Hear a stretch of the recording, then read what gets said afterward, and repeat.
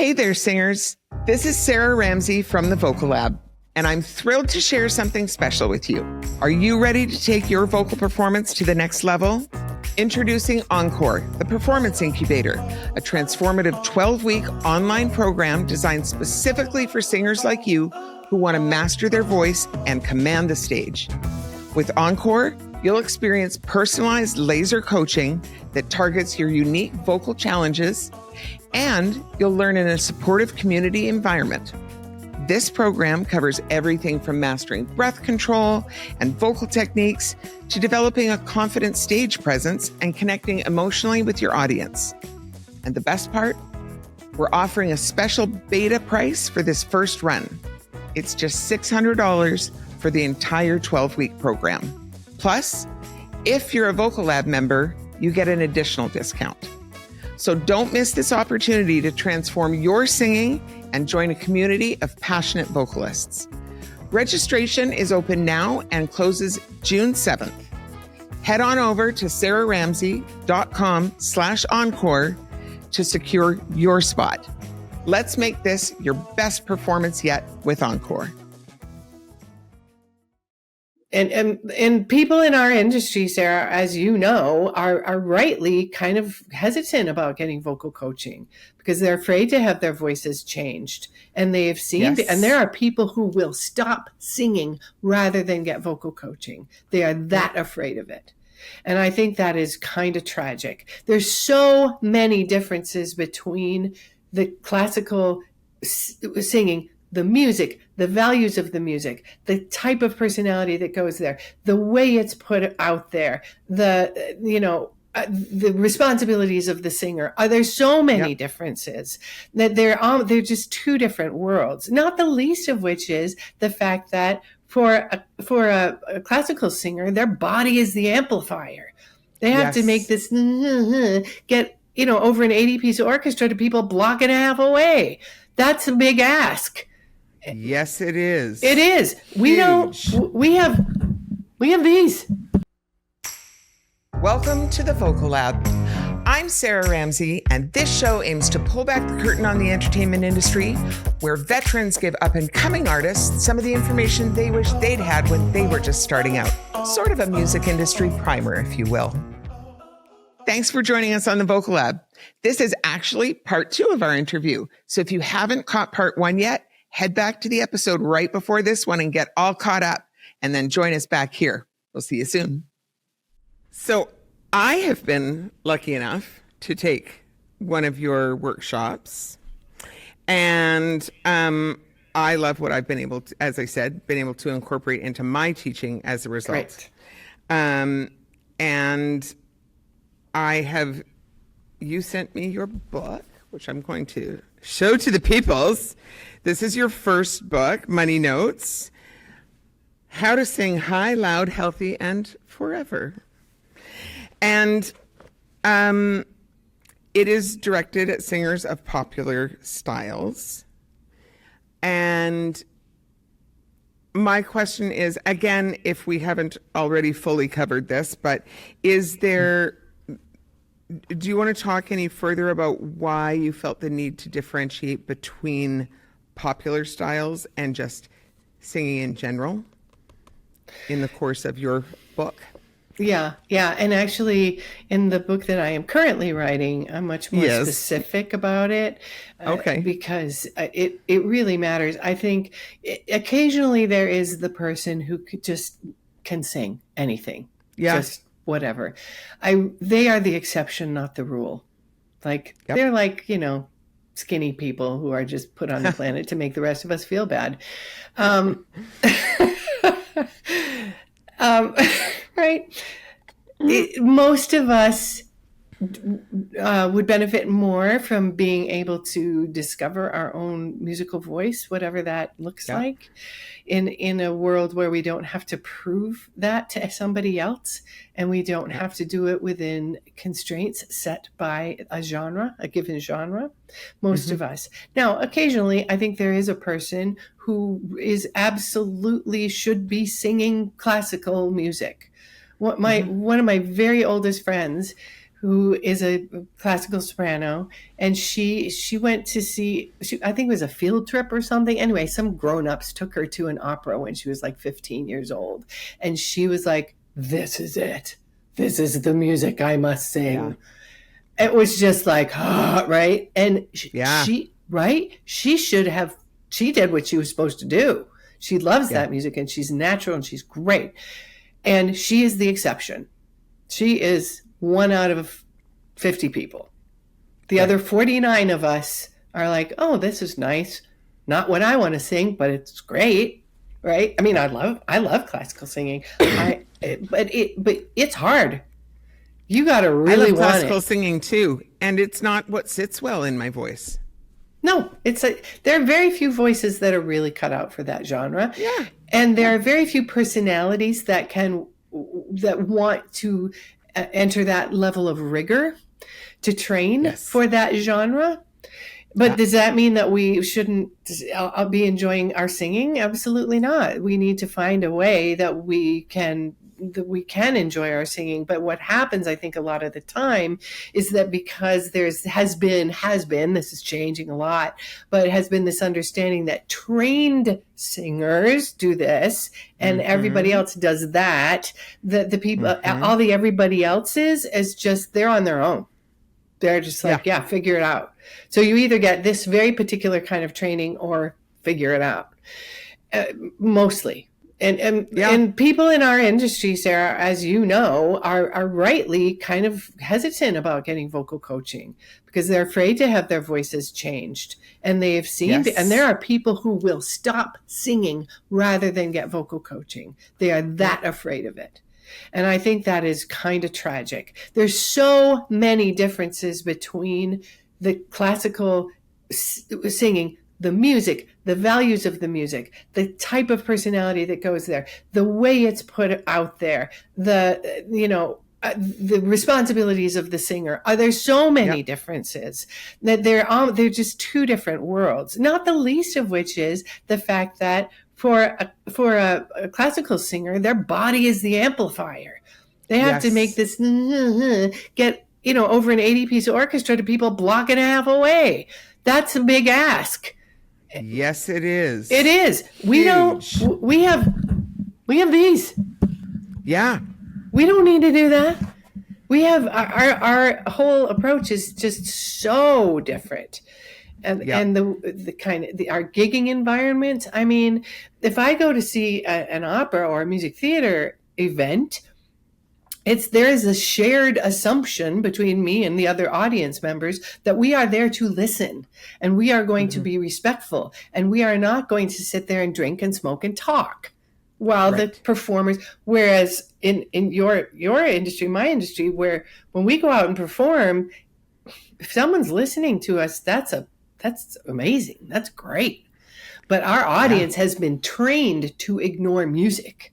Because music is just ubiquitous. It's everywhere. It's become noise. Background. It's background, right? So they have been taught and trained to go into these environments where there's music, and then they just talk louder than the music.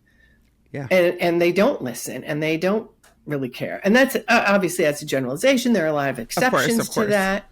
And furthermore, if I am a theatrical singer, or an acoustic singer of some sort, I'm probably in an environment where people can hear me. And as I know you were a gigging singer, so I know that we sing in schools and hallways and, cafeterias and outside. I mean, I had a gig at the Brookfield Zoo for several years. Walking around Brookfield Zoo. Are you kidding me? I have sung outside grocery stores. I've sung at country fairs. I've sung in some super weird places. Right. You've sung at country clubs, which are so not designed for sound. They're like, no. Right? It's like singing into a blanket, right? Totally. So the environment. But everybody gets married at the country club, so they hire the wedding band. So you end up playing a lot of gigs in these rooms that are not built for good acoustics. They're shitty. They're terrible. So we have environments that are different. We have values that are different. We have responsibilities that are different. I mean, if I'm going to be in a music theater show, my only job is to show up and be the talent. I have to learn my part, show up, and do it. I don't have to design the set. I don't have to sell tickets. I don't have to book the venue. But if I'm in a band, I got to do all that. I have to do all the stuff. And promote plus the I show, also get the audience out, all those things too. Yeah. Right? And also I have to be, if I have any hope of getting what I want musically, I have to be musically literate enough to communicate that with my fellow musicians. So if I'm a music theater singer, I mean, okay, at a certain level, you have to be a killer music reader as a music theater singer. Yeah. Yes, you do. Yes. At a certain level. Yeah. Below that level, community theater and stuff, all you have to do, you don't have to read music. They're going to give you a recording acoustically. I mean, you don't need orally. to have any, right. You don't have to have any musical training at all, really, to do it. Yeah. But if you're going to be a gigging singer, you better know a lot about music, you know? So there's just so many differences. I know you know that. Yeah. Yeah. No, there really are a lot of differences. And that concept of, actually your terminology has really changed the way I use terminology with students. That being that it's a microphone-based music or a microphone-based style, or it's not. Because all of those contemporary styles that are microphone-based, the big difference is that the microphone becomes part of the singer's instrument, just like the stack, the cab and the amplifier becomes part of the guitar player's instrument. Yeah. There's no difference. Yeah. But how many singers have never practiced amplified before they get on stage? Right. Like younger singers, younger in their careers that don't have a bunch of experience, haven't ever practiced with through a PA or through a speaker before getting on stage for the first time. Yeah. It's part of your instrument, and it comes into play with things. I mean, it comes into play with so many things, but like, for instance, I was teaching a student yesterday, and she was working on that new Jacob Collier Bridge Over Troubled Water, the end section. That's what's her name? Tori Kelly. All the Tori Kelly runs, all the right? Yes. Yeah. Now that we figured it out, that is not quite. It's a couple notes shy, but it's like almost a 3 octave. 3 octaves. Yeah. Range. Yeah. When I heard that was the first thing I did. I was like, okay, so what? Yeah, it goes down to a low E flat and up to a high B. So it's like it's a big range. So for most people, one end or the other is going to be out of their range. And so for the student I was working with, it so happened that she's got almost that whole range. And if she was singing it in the studio, she could probably do it all. Faking the low notes if you do them first. Oh, there's my fireworks. That's really on fun. Zoom. If you do those low notes first thing in the morning when you haven't spoken yet and you've got an extra note or two, but in a live setting. So we were talking a lot about how much your microphone becomes part of your instrument, especially on the really, really low notes where you don't need a lot of volume. You just need presence in the note, and you let your microphone and sound man do the rest of, making that note audible. And there are distinctions like that in microphone-based music. Obviously, that's just one example, but in microphone-based music, that means that that singer has to understand their mic technique and their whole amplification, what that means to their voice and how it is part of their instrument that doesn't come into play in other styles, classical based styles, things like that, yeah, it's another differentiator, right? Yeah, absolutely. Absolutely. I really feel that as people who perform on microphones, you have done this, I have done this, without knowing it, but we develop this organic relationship with microphones so that we don't necessarily need to understand mic technique, because we have been working with mics long enough that we know what happens when we hold it like this versus like this. We know what the difference between this and this is. We just we don't think about doing what we need to do. We just do it because we're so used to what that is, and that relationship has developed with use and time and mistakes and all and all that stuff. Yeah, and it's huge. It's everything. And I'm like, that's one of my soapboxes, Sarah. So I will not get on it right now because you just made such excellent points. But I have this download that I offer people who come to my website. That's I think I still have that anyway. But it's like, here's your mic setup. And it's like this little, it's a monitor. It's not an actual speaker, but it's something you can put on a stand, mic stand. So it's right in your face, and you can bring it to the gig if you want to, because it weighs like a pound. It's amazing. Yeah. And that's like $100. The mic is $100, a stand, some cords, boom, you're done. And you put your clients on that, and everybody gets their own windscreen because microphones are disgusting. Yes, they are. They are gross. And so you do your exercises and blah, blah, blah. Time to sing the song, stick them on the microphone. Yep. Let them start developing that relationship. It's not a big investment in your studio, I say to coaches when I'm on my soapbox. Yes. But I will now step down off the soapbox. Let's talk about... I hope she's watching, Sarah. She probably is. She also does have her own setup at home, so I know that she's not without it. Okay, you're good. Yeah, I know. Don't get ambitious, girlfriend. Just leave it. Her family... there's a lot of music in her family, her parents and stuff as well. And her family, they actually have a little stage built in their basement. And sometimes they host music nights and stuff. Oh, I love them. Yeah. So they have like a PA set up in their basement. Yeah. Wow. So, I mean, she's got the gear to practice. She sure does. All right. Yeah. She doesn't really have to have it from me. So let's talk about your book again for a second. Okay. I know you hate that, right? The subtitle I mentioned before, How to Sing High, Loud, Healthy, and Forever. Yeah.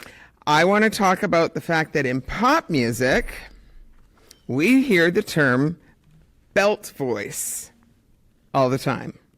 I can see the expression on your face. You're asking me this because you took my workshop. Yes. Well, and I haven't read the entirety of your book, but I have read lots of your book. And I actually know that you address this in your book. So we hear the term thrown around quite a lot. And belting is often hailed as sort of the be-all, end-all in current voice use. Yeah. But you actually explain in your book why you opt out of that terminology and what result you work towards instead. So do you want to talk about that a little bit? Okay, sure. This is kind of a surprise question. It's kind of fun. I think it's actually really a valuable piece of information because, for instance, I get students, brand new students who come to my studio, and one of the questions that I ask them in the intake process is, what are the things that you want to work on in your voice? And often they will say, I want to work on belting. Mm-hmm. And they often don't really have a concept of what that means, what it requires, what it could look like in their voice, you know what I mean? So it's a term that gets used a lot, and I mean, your point in the book is that there is no consistency with the definition of that term. So it's correct. It's not a term we should be throwing around like that.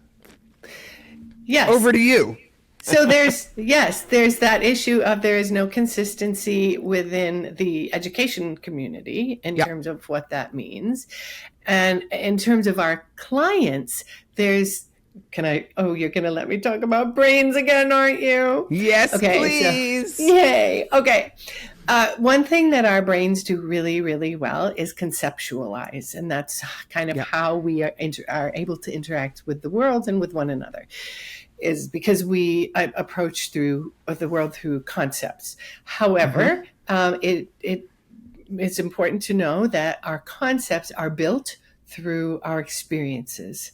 So in a particular concept is individual exposures to a given thing.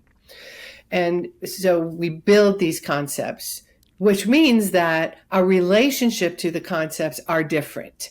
And we tend to talk to one another as though we all agree on concepts, and we usually do not. And this is one of the problems with communication in general, is that I say to you, oh my gosh, it was just so beautiful. And you think your version of beautiful, which is this, and I'm thinking my version of beautiful, which is that. So that's just a very simple explanation, but it happens a lot, and there's a lot of miscommunication when we talk to one another in general using concepts, which we always do.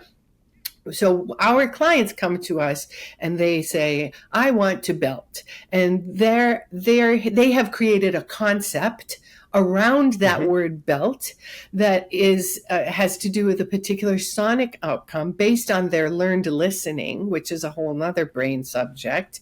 That they have a concept that is based on a sonic expectations as well as a physiological expectation. Yeah.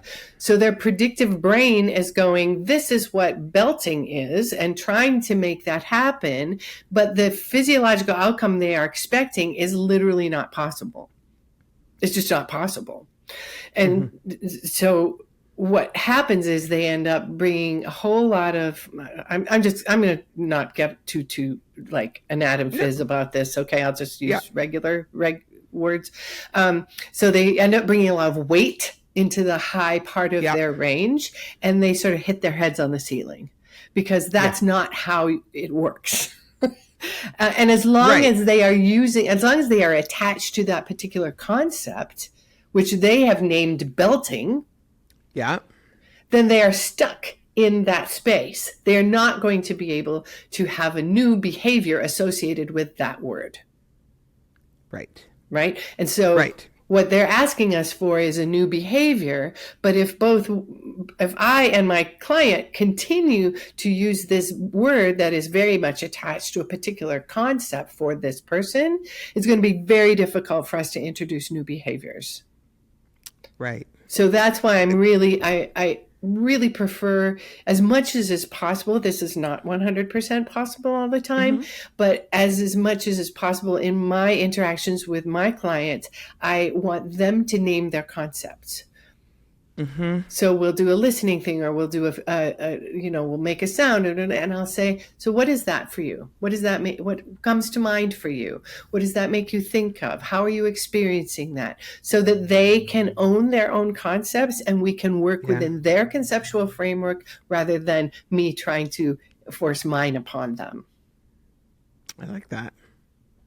And I think that it fits very nicely into a movement that I think we are seeing more and more of within our industry, in terms of the teaching side of our industry, of being student-led learning.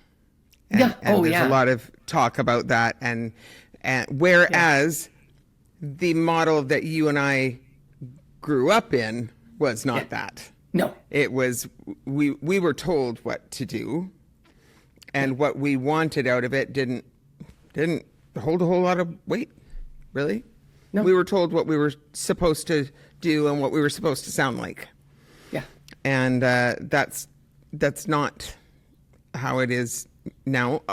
Well, with a lot of our colleagues, at least, and we're seeing, I think, shifts more and more towards that.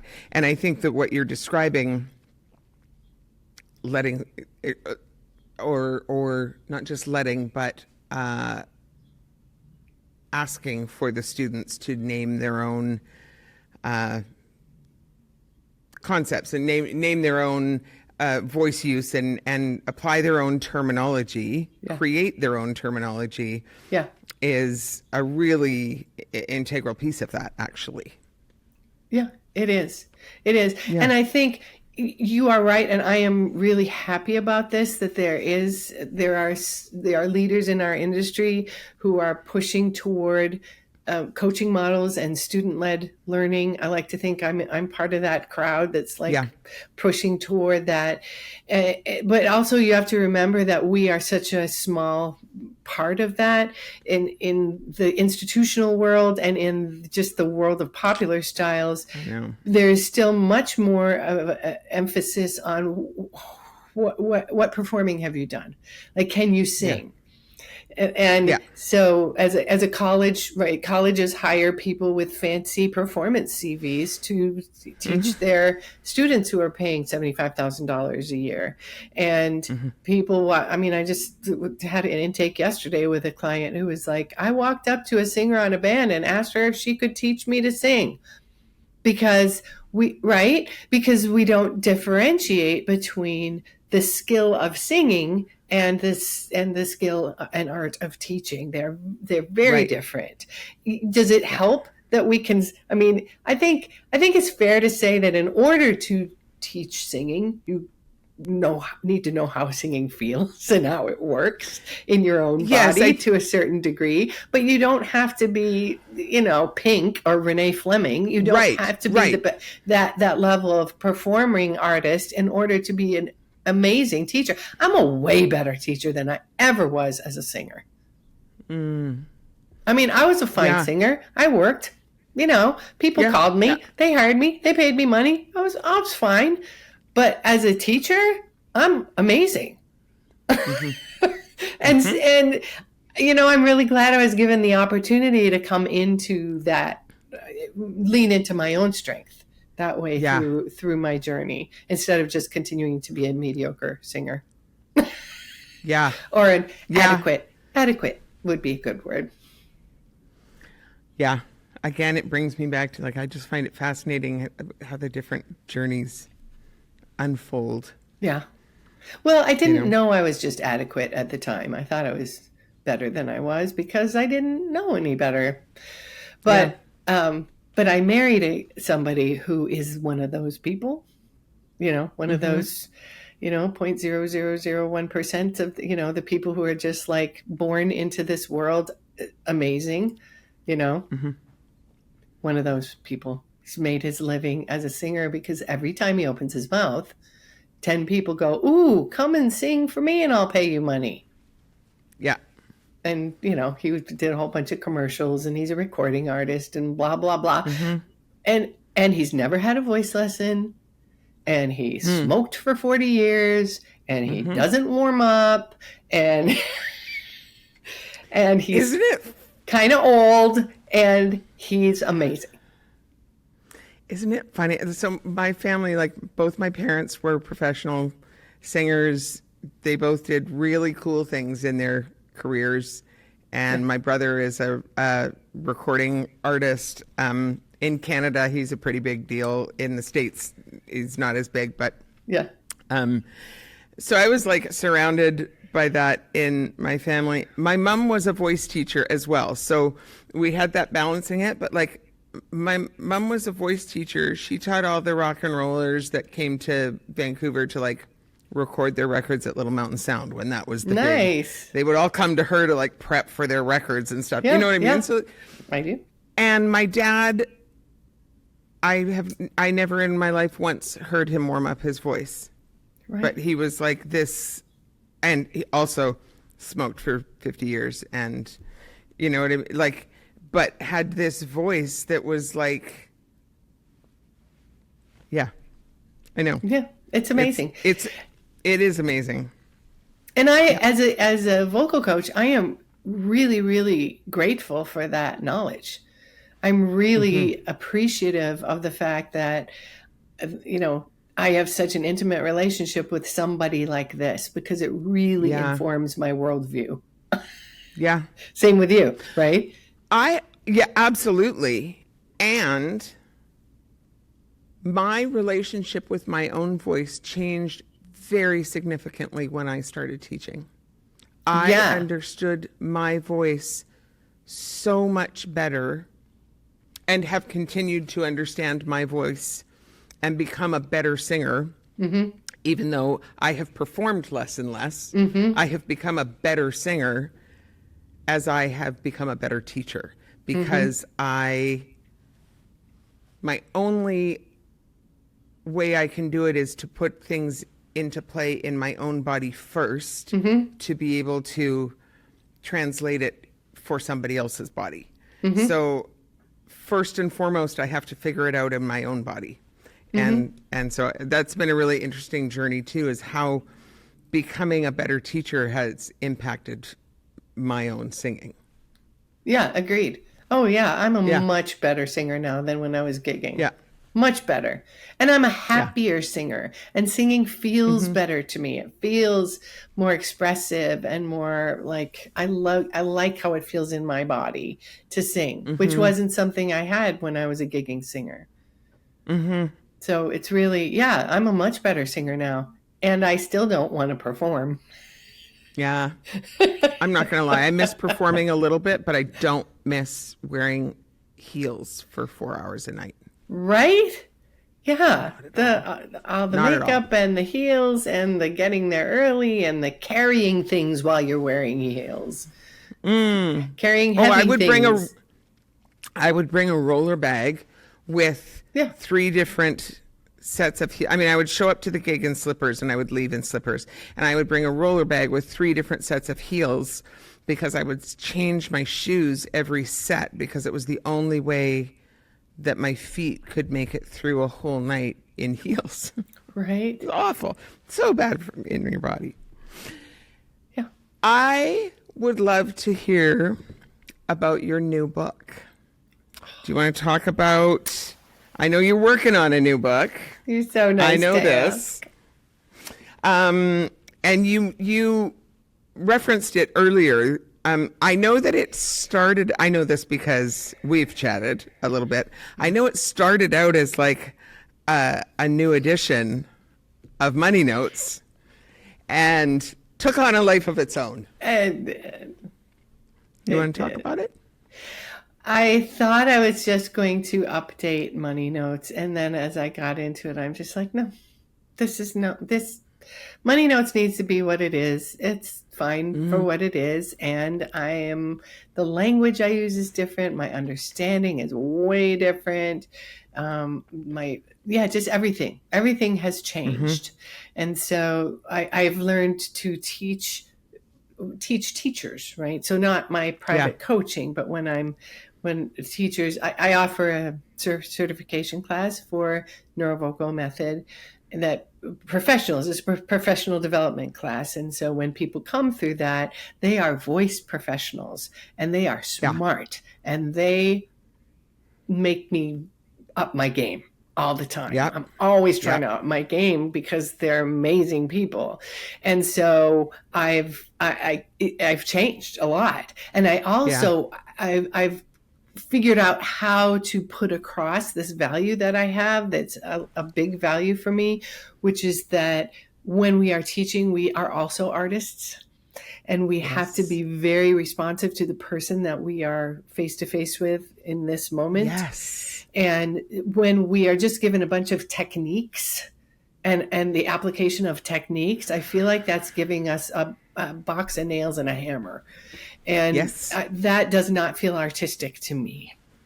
And so what I've figured out as I work with these voice professionals and have to articulate this approach, this neurology-centered approach to popular styles, I've also figured out that these are physiological principles, and I've been able to kind of silo these physiological and neurological principles That Yeah. if somebody can understand how brains work and how this shows up in our bodies, that and I of course I give them ways to understand this, so it's not Yeah. just like cerebral, it's actually like doing it so that you understand it.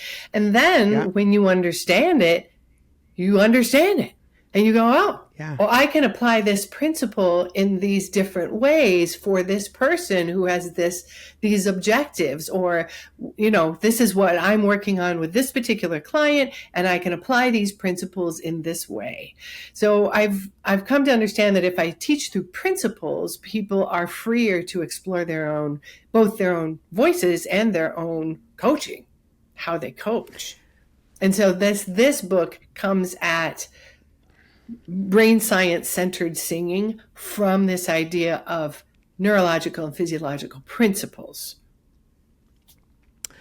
I love that because I am someone who, like, I've known that about myself for a long time, that I do much better in learning in general, just like in every setting. I do way better understanding the principles and then being able to apply them than having to actually, learn. Even when I was in high school and having to learn, like, specific math formulas or naming this, that, or the other thing. And if I understood the principle of the whole thing, then I could figure it out. If I had to memorize a bunch of rote facts, God help us all. That was not going to work out well.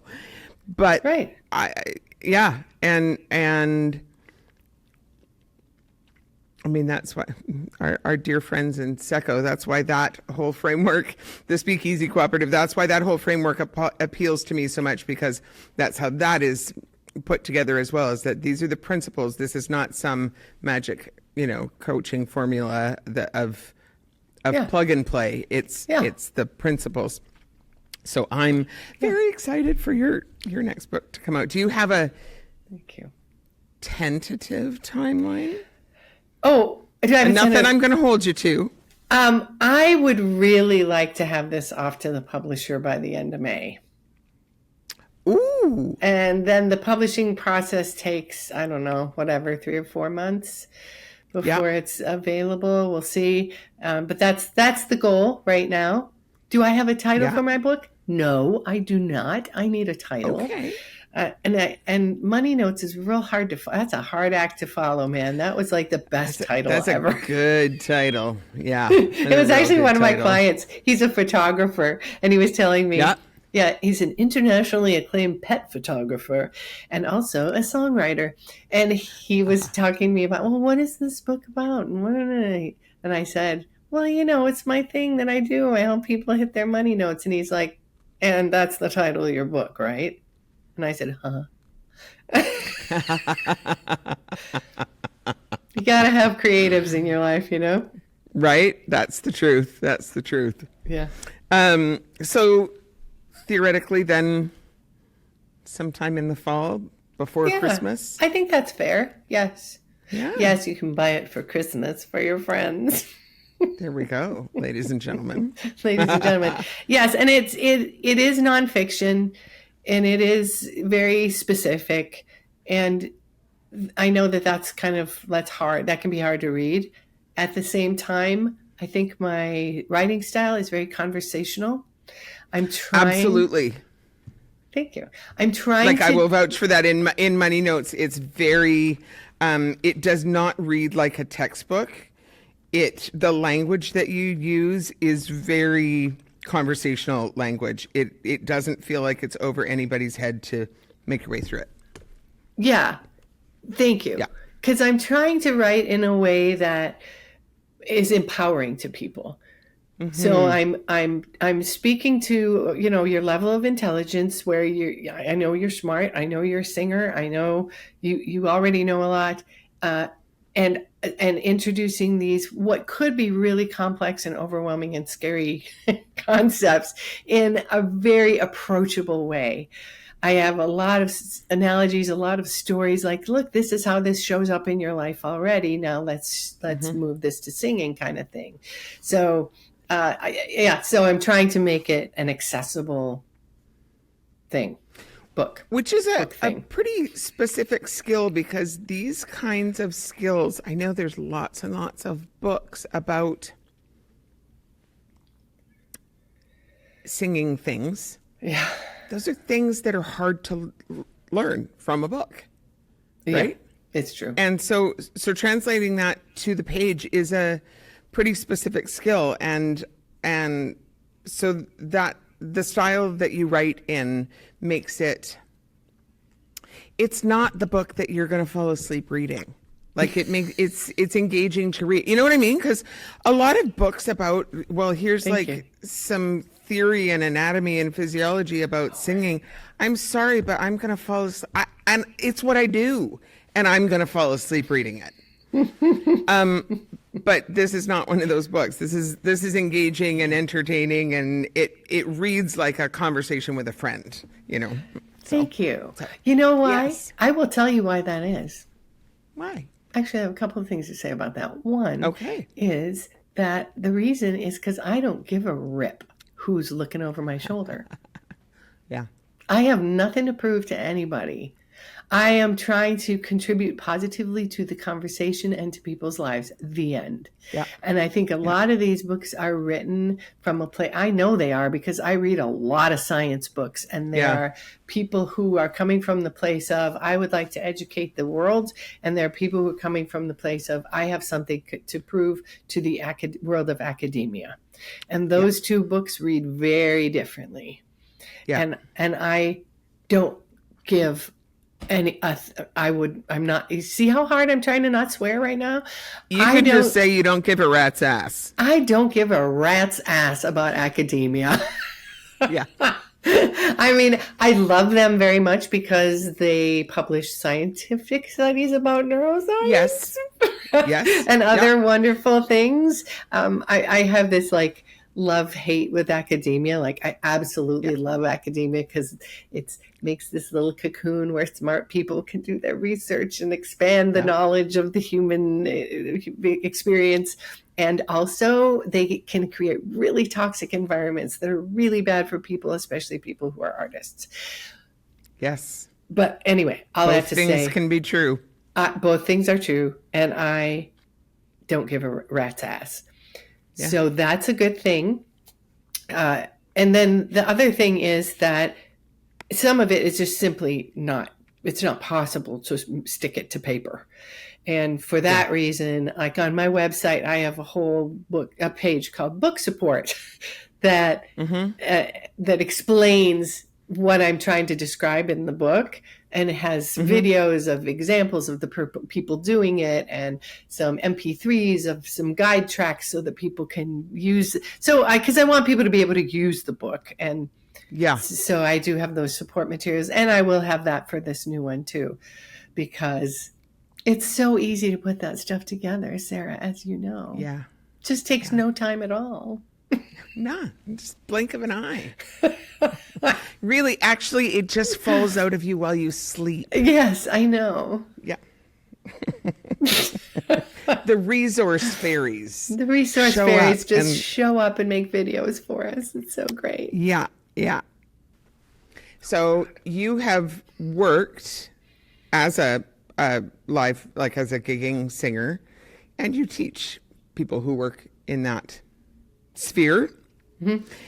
Can we talk about there's an impact on body and voice when you're working under those conditions, right? In terms of vocal fatigue and managing and talking over crowd noise and, all of those things.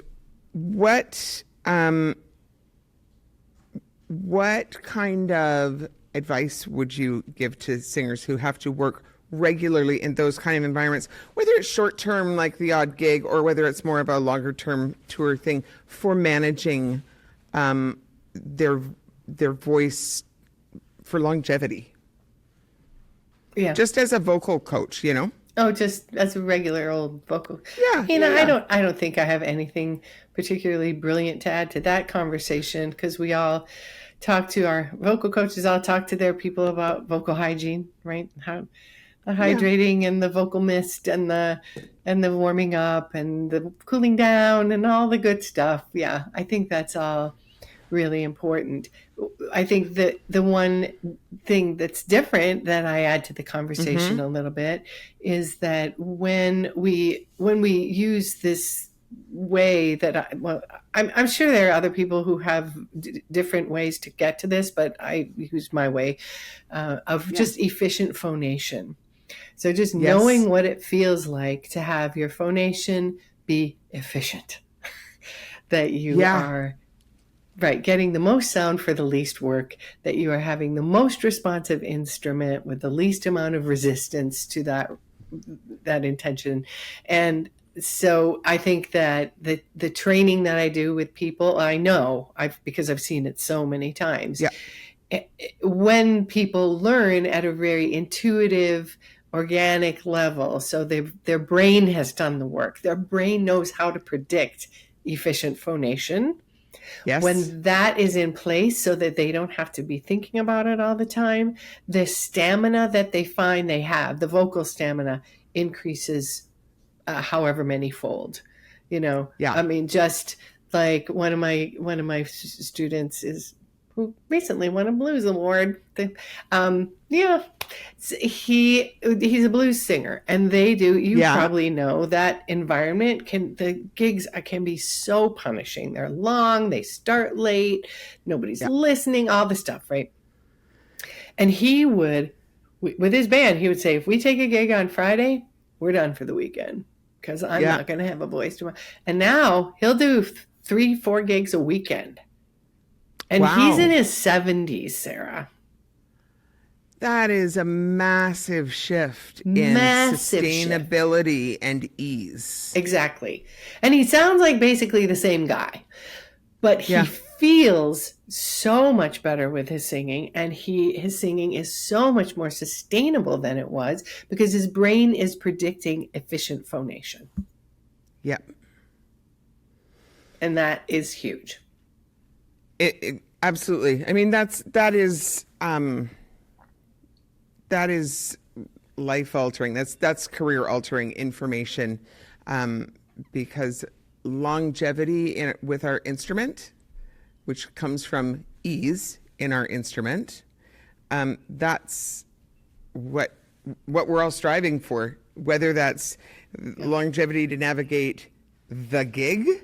Right. Meaning the night, or meaning the gig because it's a 3-nighter. I don't know. Does anybody even book 3-nighters anymore? But you know what I mean. Or whether it's the tour, cruise ships, or whether it's that's true, or whether it's the album cycle, or like whatever, or whether it's the career. Like there's a lot of different definitions of longevity, but they all come down to the same thing, and they're all just stepping stones of the same thing. Yeah. And so if a singer wanted to learn some of these things specifically from you, how would they go about doing that? Is that like a workshop situation? Because I mean, I know as a teacher, I've taken a workshop with you, but as a singer, how would someone? Yeah. So as a singer, you'd work with me one-on-one. Yeah. Okay. That's kind of what I have for singers besides my book and the book support.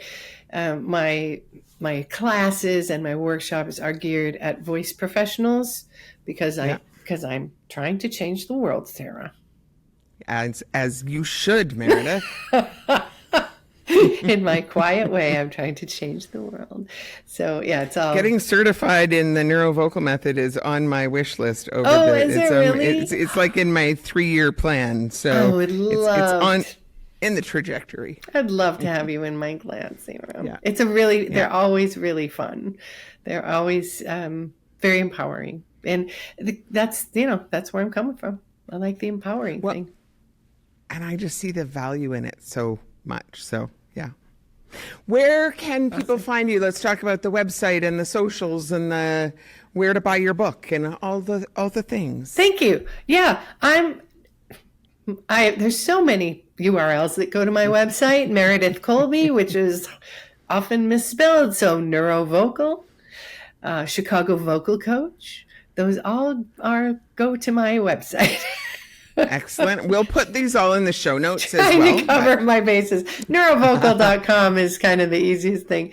And then I'm Meredith Colby on all the socials. My YouTube channel is Meredith Colby. And what else? Oh, my book will be for sure on Amazon. For sure it will be on the major platforms online. Yeah. Yeah, it probably will be a print-on-demand version this time, so that I don't have boxes of books in my house. Because that seemed like a good idea the last time, but not so much this time. It was a live and learn thing. I understand. I think when I moved about, 10 or 15 years ago, I finally got rid of 500, I don't know how many. There were cassette tapes of the EP of all my original stuff from when I was like 19, because who needed those anymore, So I get it. Please. It seems like a really good idea in the moment. In the moment, it does. It does. But yeah, we don't have to do that anymore, Sarah. No, print on demand is a beautiful thing. It's a beautiful thing. Yeah. For sure. Well, I am so grateful to you for sitting down with me today and talking through all of this stuff. I love your approach anyway, and I'm just so happy that people get to hear about it and check out your book, and we will make sure to let people know about your new book when it comes out, and hopefully have you back on the show at that point in time. Awesome. That'd be great. Thank you so much for inviting me, Sarah. I really love your show, and I was just thrilled when you reached out to me, and I just, you're really contributing such an important piece to the whole conversation, and especially for young. I love to think that your information is reaching young musicians so that they can learn through our experiences rather than their own dumb mistakes. Yeah, right. I mean, because you've had some smarties on this show, man. Jess Baldwin, are you kidding me? Yeah. That should just your interview with Jess Baldwin should be required listening for everybody going into music school, in my personal opinion. It was a pretty fantastic interview, right? That sitting down with Jess and talking. So there you go. Anybody who hasn't listened to that interview yet, it's this season as well. I don't remember the episode number offhand, but Jess Baldwin, she's a creativity coach, and so that was all about creativity and artistry, and it's a pretty great interview. And yes, I've been very fortunate to have some great guests, some really great conversations, and I hope that it serves a population of emerging artists who, I was lucky. I grew up in a family of musicians, and I still didn't know what questions to ask. I didn't know what I didn't know. Right. And I had more resources than most people. Yeah. And so if that was my experience, and I certainly see it in my student population and stuff, that people, they don't yet know what they don't know. So that's my goal, is to just try and provide some of that information and those resources in a way that's accessible. So I think it's awesome. And I know nobody gets rich off a podcast. And I know this is a lot of work for you. And I just want to tell you that I really appreciate it. I think you're awesome. Thank you. I appreciate that. I appreciate you. Thank you.